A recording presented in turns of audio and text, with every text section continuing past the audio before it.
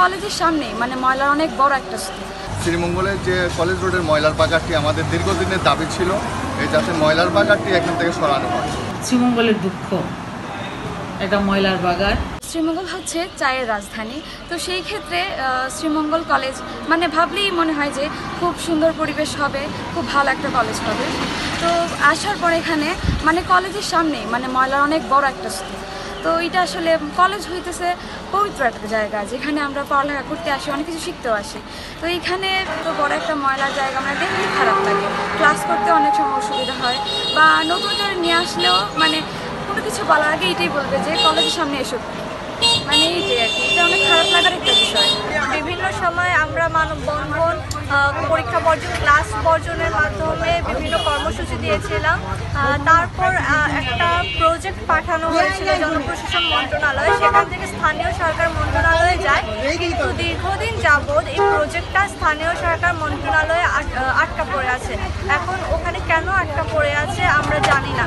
আমাদের সরকারি কলেজের সামনে অনেক আবর্জনা ময়লা, এর জন্য আমরা ভালোভাবে পরীক্ষা দিতে পারি না। পরীক্ষার হলে আমাদের এই আবর্জনার বন্ধ থাকার কারণে আমরা ঠিকভাবে পরীক্ষায় মনোযোগ হতে পারি না। এটা অনেক দিনের আমাদের দাবি ছিল যে এখান থেকে আমাদের ময়লাগুলো সরানো, কিন্তু এখন পর্যন্ত এগুলো সরানো হয়নি, যার কারণে আমরা অনেক কষ্ট করে আমাদের কলেজে আসতে হয় এবং পরীক্ষা দিতে হয়।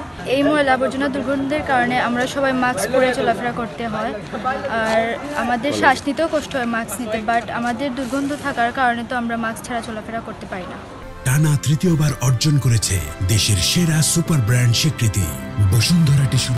আমরা বিগত দিনে শ্রীমঙ্গল সরকারি কলেজের সামনে যে ময়লার বাগানটি আছে এটি নিয়ে আমরা অনেক আন্দোলন করেছি, কিন্তু কোনো কাজ হয়নি। এখন আমরা চাচ্ছি যে আমাদের আন্দোলনটি যেহেতু অনেক দিন ধরে চলছে, আমরা চাচ্ছি আমাদের এই ময়লার বাগানটি এখান থেকে উচ্ছেদ করা হোক। শ্রীমঙ্গলের যে কলেজ রোডের ময়লার বাগানটি আমাদের দীর্ঘদিনের দাবি ছিল এই যাতে ময়লার বাগানটি এখান থেকে সরানো হয়। আসলে বাচ্চারা অনেক সময় অসুস্থ হয়ে পড়ে, এত দুর্গন্ধের মধ্যে ক্লাসই পর্যন্ত করতে পারে না। তাই আমাদের দাবি থাকলো যাতে দ্রুত গতিতে এই ময়লার বাগানটি এখান থেকে সরানো হয়।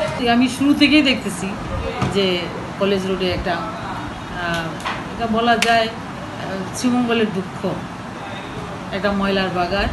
তাও একটা কলেজ, একটা স্কুল, একটা মাদ্রাসা, শত আমাদের সন্তানেরা এখানে পড়াশোনা করে, তাদের সমস্যা হচ্ছে, তাদের দ্বারা বিভিন্ন অসুখ বিসুখে আক্রান্ত হচ্ছে, কিন্তু এই বাগানটা কিছুতেই এখান থেকে সরানো যাচ্ছে না। আমি মনে করি অতি দ্রুত যেভাবেই হোক এটা এখান থেকে অপসারণ হওয়া উচিত, এবং তার জন্য যা করা প্রয়োজন বাংলাদেশ সরকার বা স্থানীয় প্রশাসন সহ যারা আছেন তাদেরকে আন্তরিকভাবে কাজ করা উচিত বলে আমি মনে করি।